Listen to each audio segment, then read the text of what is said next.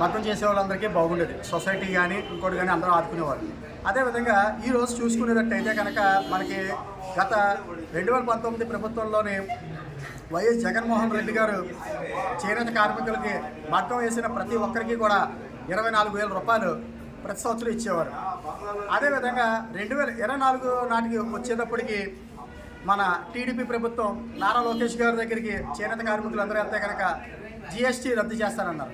కేవలం ఈరోజు చేనేత వాళ్ళు అణిగిపోయి చాలా దారుణ స్థితిలో ఉన్నారంటే ఏ విధంగా చెప్పాలంటే కనుక ముఖ్యంగా చెప్పదలసింది ఏంటంటే మన ఈస్ట్ గోదావరి రాజమండ్రి పక్కనున్న వీరవరం కానీ మొరమండ కానీ ఇంకొక ఇది కానీ చేసుకున్నట్టయితే అక్కడ చుట్టుపక్కలంతా చాలా మగ్గాలు ఉన్నాయి. చాలామంది కూడా మగ్గం వేయాలంటే కనుక 15 రోజులకి 2,000 రూపాయలు ఇస్తున్నారు. వాళ్ళు భార్యాభర్తలు ఎంతో కష్టపడుతుంటే 2,000 రూపాయలు వస్తుంది. కేవలం ఎందువల్ల అంటే కేంద్రం సొసైటీలను ఆదుకోవాలంటే రాష్ట్రాలకి కేంద్రం నిధులు కేటాయించాలి.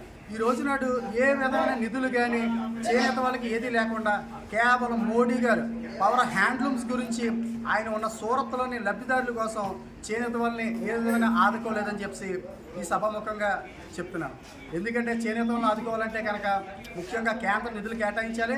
అదేవిధంగా సొసైటీలను ఆదుకోవాలి.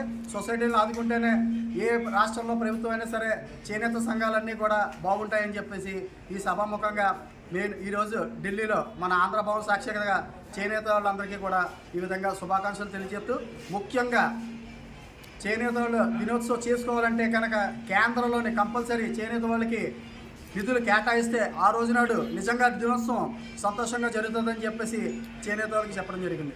ఇట్లు బి శరత్ కుమార్, రాజమండ్రి.